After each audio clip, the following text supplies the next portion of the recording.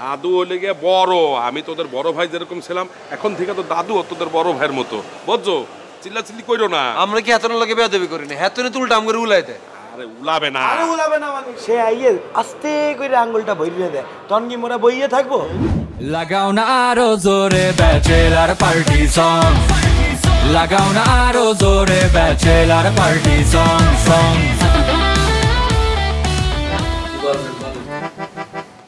না, আমরা যে টাকাগুলো আনলাম জাকিরের কাছ থেকে লাভ আসল সুদ্ধা, সেখান থেকে তো একটা টাকাও খাইতে পারলাম না, আরেকজন হজম করে পারল না। লাভ আসল সবই গেল। এখন যদি জাকির আমগো নামে মামলা করে দেয় তাহলে কি হবে? আপনার বেলা কাশিমপুরের ডন, আমরা তো ডরের লেগে নাই বুঝলাম না। হ্যাঁ তা আপনার নামে কেস করবো, হ্যাঁ কে সাহস আছে? আর হ্যাঁ যদি পুলিশের কাছে যায়ও, পুলিশকে তো বোঝায়নি। পুলিশ হাতারা দেখলে কেবল তুই কে, তোর মতে বান্ডি লোকের কাছে কেমনে 7,20,000 টাকা আইব? পরে তো পুলিশ অন্তর করি চাইব হাবুর মতো লোকের কাছে তোর টেয়া মারি এত বড় লোক হয়েছে। পুলিশ আগে হাতারা জেলের ভিতরে বুঝতো। আর আমার কাছে যে মোবাইলটা আসছিল, যে ভিডিওটা আমরা করছি, যেন তো আমার নামটা ডিলিটই করে দিছি। এত টেনশন নিতেছেন গেলে বুঝলাম না। আর মোগরে পুলিশ ধরবে কে? পুলিশ এসে মোগরে ধরতে নিলি তো বুঝবে মোরা এই ঘটনার সাথে সংযুক্তই না, মোরা স্টুডেন্ট। ধরবে তো তারই, কারণ পুলিশ এসেই বুঝবে যে এটাই হইতেছে আসল ক্রিমিনাল পাশা। এই করে লাভ নাই। পুলিশ এই আপনার ধরেই তো আপনার আগের কেস লইয়ে ঘাটাঘাটি শুরু করবে, তখন দেখবে যে আপনার নামে আগে 4টা মার্ডারের মামলা, 3টা অপহরণের মামলা, আর সব হইতেছে চাপাবাজির মামলা। চাপাবাজি না, চাঁদাবাজির মামলা।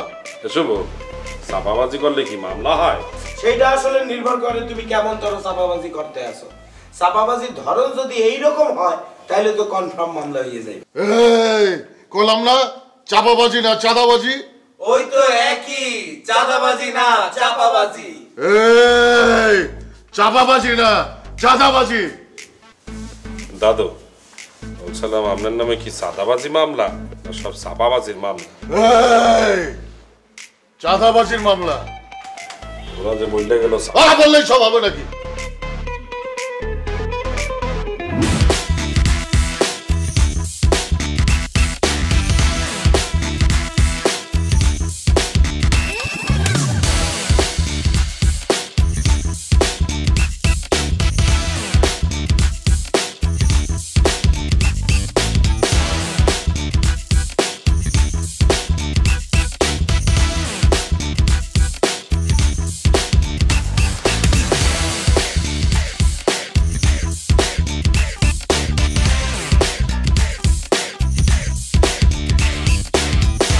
করবি আর তুমি এটা বুঝছো না কি বলছি?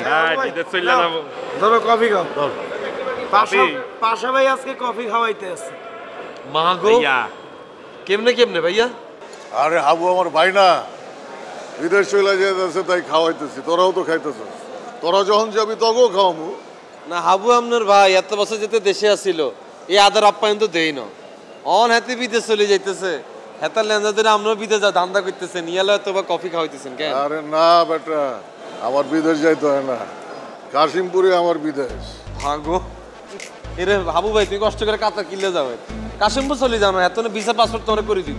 আরে কাবিলা রাখ বেটা, আসল কাহিনী কি হয়েছে হন মুই তোরে বলি। পাশা ভাই আবু ভাইরে বললে দিয়েছে যে তুই কাতারে যাইয়ে মোর দ্বারা টাহা পাঠাইস, মুই ওই টাহা দিয়ে ব্যবসা করে তোরে লাভ দেবো। এর লেগে এই কফি টফি খাওয়াইয়ে খুব সেটিং দিতে আসছে। কইছো তোমার না বাড়া, আরে দাদু এমন লোক না বাড়া, দাদু এক্সেল ভালো। দাদু আমার দ্বারা ব্যবসার জন্য টাকা পাইবে কা? শোন, আমি বিদেশ গেলে কি শুধু দাদুর জন্য উপহার পাঠাবো, ওদের সবার জন্য পাঠাবো। আমগুলাই কোনো উপর পাঠানোর দরকার নেই, তুমি সহি সালামত বিদেশ আগে পৌঁছাও, আমরা এতেই শান্তি, বুঝো না? আলহামদুলিল্লাহ, নিজ আগে বাসি মরি আগে খাও। হ্যাঁ, আল্লাহর রহমতে খালি পৌঁছাইলি আর কিছু লাগবে। ওই ধর নতুন ফোনটা দিয়ে সবার একটা সেলফি তুলে না। এরে শুভ, আই নতুন ফোনের লোডেড আর লইতে আইতেছি না, এবার তুই ছবি তোল। ধর মুই কি লইতে পারতেছিল? দরসা দরসা বাবুরে 3 ফুটালা যাতে আবিষ্কার করছে, এত এত হাসমিনের হওয়ার পর ছবি তোলেন। এখন তো ছবি তুলতে হইবে 1 ফুটা দিয়ে, 3 ফুটা থেকে লাভ কি হইলো বেটা? আর এর একটু বড়ি দে, তোলো তোলো।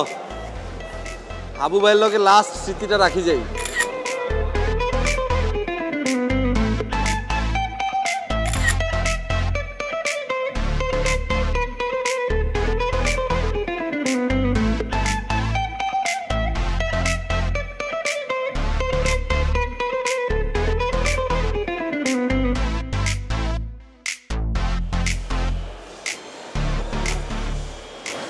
এতক্ষণ ধরে সে বাবু রে ভিতরে যে কিচ্ছু তখন ধরে মেকআপ নি করছো না বাড়া মেকআপ করবো কা প্যাড ক্লিয়ার হয়েছে ঠিক মতো? হাই দাদু হইছে। কাতার যাওয়ার আগে তো আর চাপবো না। না দাদু কয়? আগামী 5 দিন পর্যন্ত হইবে না। আর ডলার গুণ কোনায় বাইর করছো না? হাই কোনা রাখছো? পকেটে রাখছি। সাবধান কিন্তু, আচ্ছা ডলার গুণ কিন্তু নষ্ট করুন যেত না। আচ্ছা ঠিক আছে। আর শোনো, অনো 1 ঘন্টা বাকি আছে তোমার ফ্লাইটের, বুঝছো? তুমি ইমিগ্রেশন ক্রস করার পরে ভিতরে যাবার পরে অনেক উল্টাপাল্টা জিনিস পাবা। সেই উল্টাপাল্টা জিনিস খাইয়ে আবার টাল হইয়ে পইরে দেখো না, কোনো আকাম কুকাম করা যাইবে না, ঠিক আছে? না বাড়া যাত্রাপথে কি এগুলা খাওয়া যায়? এগুলা তো ওইখানে তাইয়া খাবো বাড়া।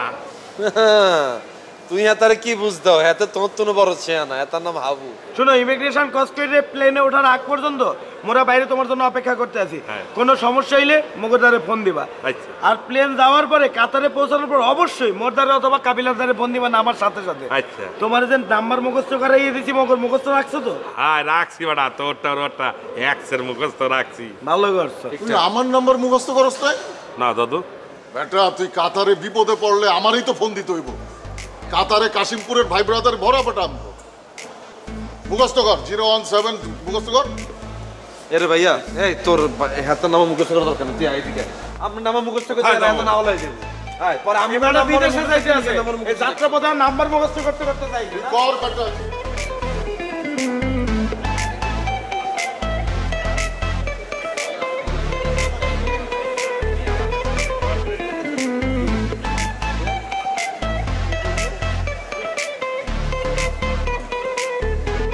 মোর ধরে মনে হয় তুমি ইমিগ্রেশন ফেস করিয়ে ফেলো, ঢুকে যাও ভিতরে, কারণ না হলে পরে ঝামেলা হয়ে যাবে। যাও। আরে আমি ভিতরে ঢুকি কিরবো, দেখছস নি কত বড় লাইন। এই ভাইয়া তুমি ভিতরে ঢোকার দরকার না, অনেক এখানে খাড়াই থাকো কতক্ষণ। এ কাবিলা, লাইন দেখেই তো মুই তারে বলতে আসি বেটা, সে জীবনে প্রথমবারের জন্য বিদেশ যাইতে আছে, ভিতরে কত ভেজাল টেজাল হইতে পারে তুই জানো বেটা। এর জন্য তো সে ভিতরে যাবে, ভিতরে যাই ইমিগ্রেশন ক্রস করে চলে যাবে, তারপর এখানে যাইয়ে বসে থাকবো। তোমার যদি খারাপ লাগে মুগর দ্বারে ফোন দিবা, মোরা কথা বলবেন। আরে বেড়া চললেই তো যাবো, আরো কতক্ষণ থাইকে যাই বেড়া, তোদের সাথে একটু আড্ডা টাড্ডা দিয়ে যাই। চললে গেলেই তো গেলাম। কি এমন কর ভাবে কথা কইতেছস লাগে নি তুই ফয়দা হইছস বিদেশ। তুই বেটা বুঝছস ভিতরে নিয়ম কান। আরে বেটা মোগর বরিশাল থেকে মানুষজন গেছে না বিদেশ, মুই সবসময় আসছি না এয়ারপোর্টে বেটা। তুই এত টেনশন করিস ভাইয়া? হ্যাঁ। ভিতরে গেলে যদি কোনো ভেজালে পড়ো ইন কেস, তুমি কইবা নোয়াখালী পলিসার তোমার খালা হয়, আর হেতার হলা কাবিলা বাইরে খাড়া রইছে।